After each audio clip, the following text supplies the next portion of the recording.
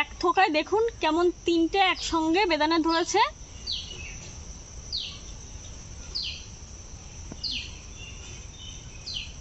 এগুলো সেরকম একটা পাকেনি। এখানে একটা রয়েছে, এটা অনেকটাই বড় এগুলোর থেকে,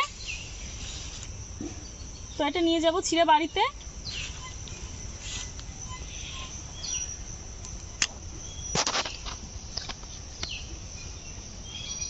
দেখুন আমাদের বাড়ির নতুন গাছের একদম টাটকা বেদানা।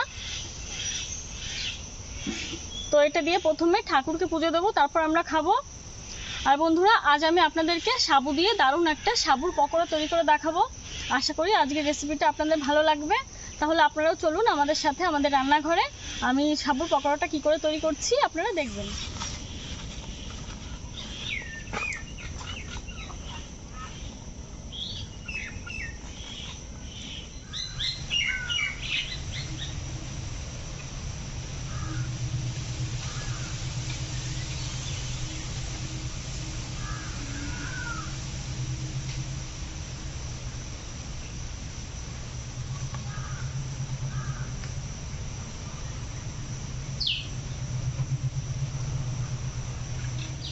আমি চলে এসেছি উনুন পাড়ে, আর সাবুর পকোড়া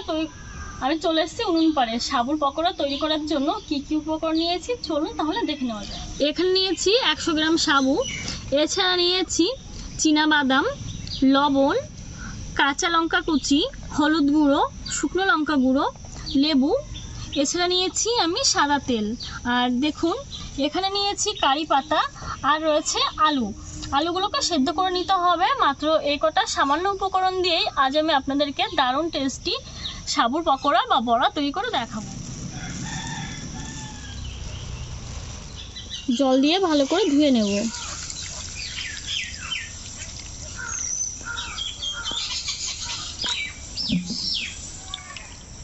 এগুলো ভালো করে ধুয়ে নেব। সাবু ধুয়ে নিয়েছি দেখুন। আর সাবু ধুয়ে কিন্তু সাবুটা একটু ছোট দানার সাবু, তার জন্য সাবুতে আমি জল রাখিনি। আর যেটুকু জল আছে সাবু টেনে নেবে। তো এরকম অবস্থায় রেখেছি। আমি 4 বার ধুয়েছি সাবুটা।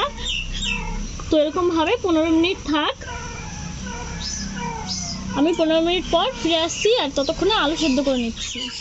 এখন আলু সেদ্ধ করে নেব, উনুনটা ধরে নিচ্ছি।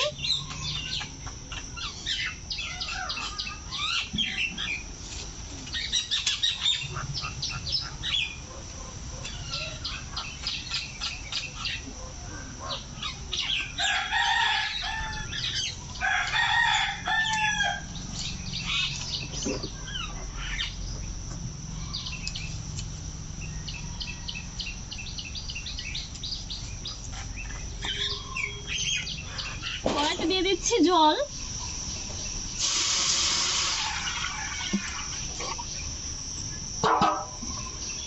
দিয়ে দিচ্ছি লবণ, আলুগুলো দিয়ে দেব।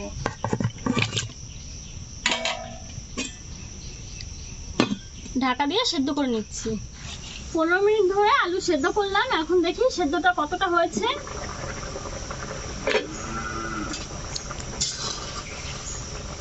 পুরোপুরি সেদ্ধ হয়ে গেছে বন্ধুরা। নামিয়ে নিচ্ছি। কড়াইটা একটু ধুয়ে পরিষ্কার করে নেব। নিয়েছি চীনা বাদাম, বাদামগুলো একটু শুকনো খোলায় ভেজে নেব।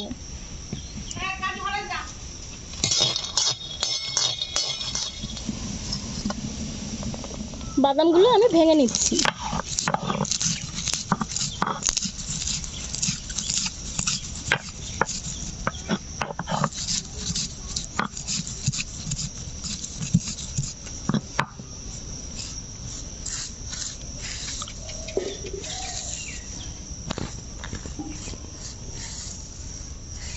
হয়ে গেছে।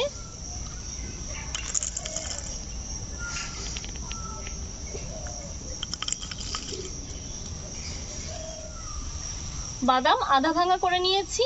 এখন কড়াইতে দিয়ে দিচ্ছি সাদা তেল। তেল গরম হতে থাক। আলু, সাবু আর সমস্ত মশলা আমি তারপর মেখে নিচ্ছি। কড়াইতে দিয়ে দিচ্ছি সাদা তেল। তেল গরম হচ্ছে, আলুগুলো আমি ভেঙে নিচ্ছি। সাবুটা দেখুন ঝরঝরে হয়ে গেছে একদম। এখানে নিয়েছি কাঁচা লঙ্কা কুচি করে দিয়ে দিচ্ছি কয়েকটা কারি পাতা। আপনারা চাইলে ধনিয়া পাতাও দিতে পারেন, কিন্তু আমার কাছে আপাতত কারি পাতা রয়েছে তাই আমি কারি পাতাই ব্যবহার করলাম। দিয়ে দিচ্ছি শুকনো লঙ্কার গুঁড়ো, দিয়ে দিচ্ছি লবণ, সামান্য হলুদ গুঁড়ো, সেদ্ধ করে ভেঙে রাখা আলু, বাদাম, এই সব কিছু একত্রে আমি চটকে মেখে নেব।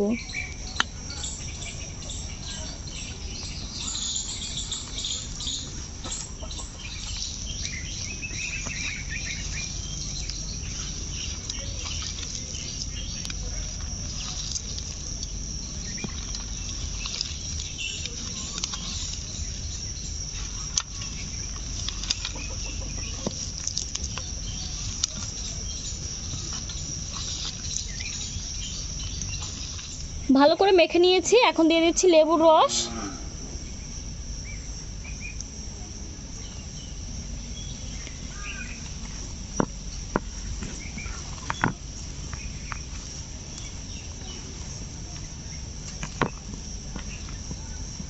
এখন আমি পকোড়ার শেপ তৈরি করে নেব।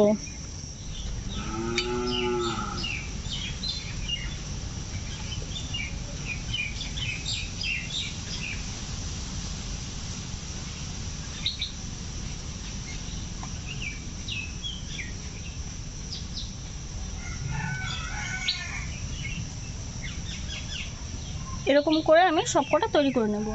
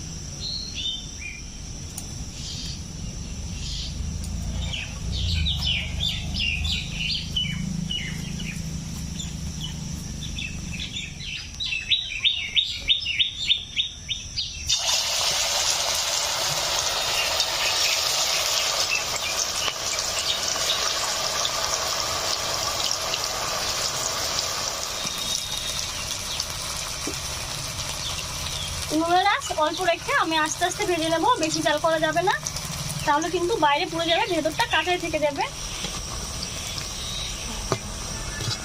দেখুন কি সুন্দরভাবে ভাজা হচ্ছে আর আস্তে আস্তে ফুলে উঠছে।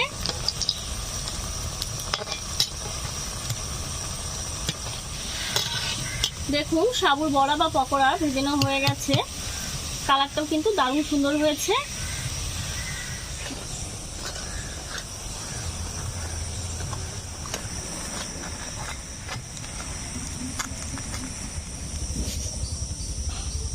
দেখুন কি সুন্দর সাবুর পকোড়া ভাজা হয়ে গেছে, দেখতেও কিন্তু দারুণ হয়েছে, দেখে তো আমার খেতে ইচ্ছে করেছে। আপনাদেরকে খেয়ে দেখাচ্ছি।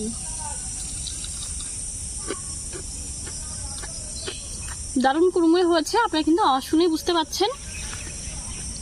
আর টেস্ট তো অসাধারণ, বলার কিছু নেই, আপনারা বাড়িতে তৈরি করলে বুঝতে পারবেন যে কতটা টেস্টি হয়। এই ধরনের আরও গ্রাম বাংলার রেসিপি পেতে হলে আমাদের চ্যানেল আর ভিলেজ কুকিং অ্যান্ড ব্লগকে সাবস্ক্রাইব করুন, আর প্রতিদিনের আপডেট পাওয়ার জন্য পাশে থাকা বেল বাটনটি ক্লিক করুন। তাহলে আমরা ভিডিও আপলোড করার সাথে সাথে আমাদের সব ভিডিওর নোটিফিকেশন খুব সহজেই আপনাদের মোবাইলে পৌঁছে যাবে। আপনাদের মূল্যবান সময় দিয়ে আমাদের এই রেসিপিটি দেখার জন্য আপনাদেরকে অসংখ্য অসংখ্য ধন্যবাদ।